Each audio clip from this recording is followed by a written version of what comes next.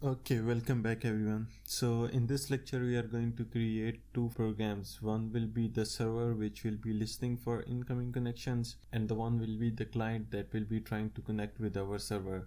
So our server will be our hacker which will try to communicate with our victim, which will be the client machine. So our client will be this Windows 10 machine and our server will be this Kali hacker machine. So what we will try to do is we will try to get a reverse connection. So a reverse connection is a connection that is established from the victim to the server to the hacker, instead of hacker trying to connect with the victim. Because if the hacker tries to connect with the victim, the intrusion detection system or the firewalls usually block this connection, so the hacker cannot directly connect with the victim. But if we somehow enable the victim to connect to us, we can get access to his machine, and then we can do further post exploitation. So first we will create a server.py, and alongside we will create a client.py. So this will be listening for incoming connections, and then this program will try to connect with our Kali machine. So I have created a folder called hacker server, and inside it I have an environment enabled. So you can see that. Let's enable it. Source venv pin and activate. So now we have the environment enabled, so I'm going to clear it. Okay, similarly we have, let's open a terminal. Okay, so now the next step is to write the server program. So in order to write the server, we will first import a package or a module called socket.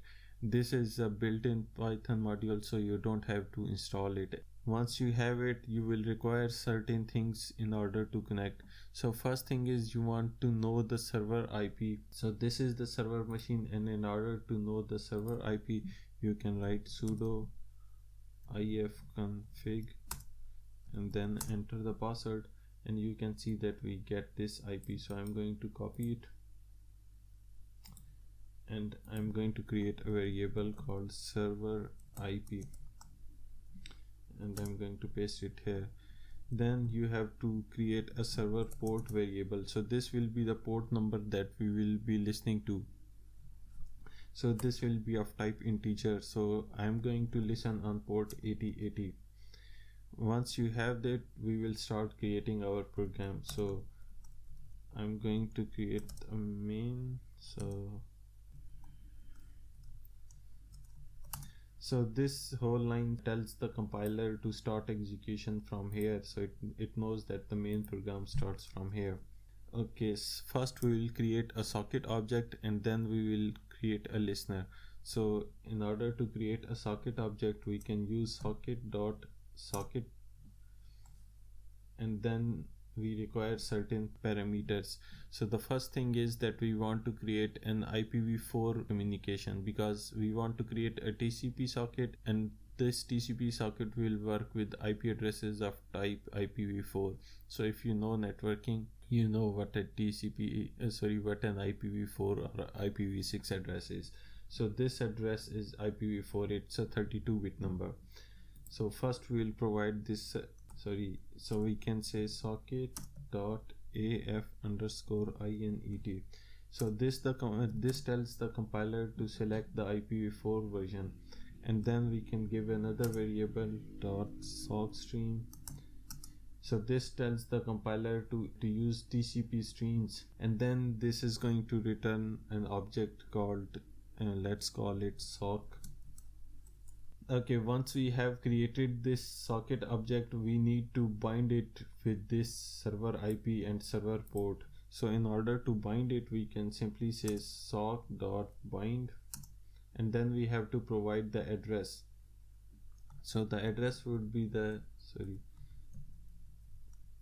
server IP and server port.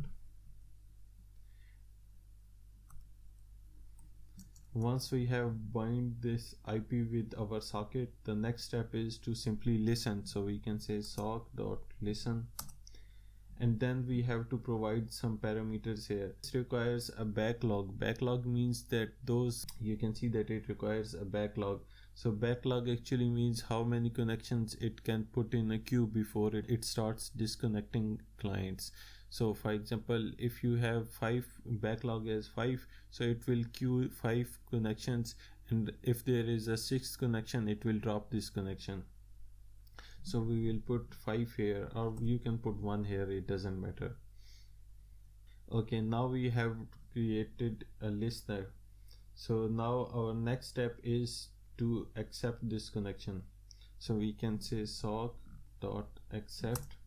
and this will return the client socket and then the client address as well. So client address. So first we can say that let's put a print statement here which says that waiting for incoming connections, and then we are waiting on server port. So this will be the server port that we will be listening on. Once we have this socket, we will send some message. Once we have accepted the connection, we will try to send a message to our victim machine. So let's say I create a message, and message will be, this is the server speaking, and then we have to send it. So we can say client sock dot send,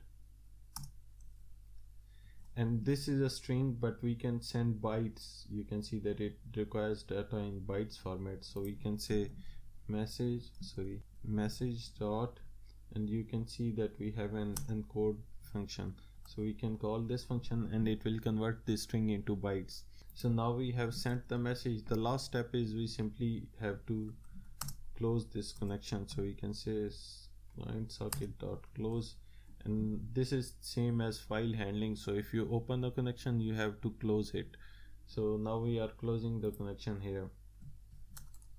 Okay, so now our server program is complete. It will try to listen on incoming ports, and then it will try to accept the connection.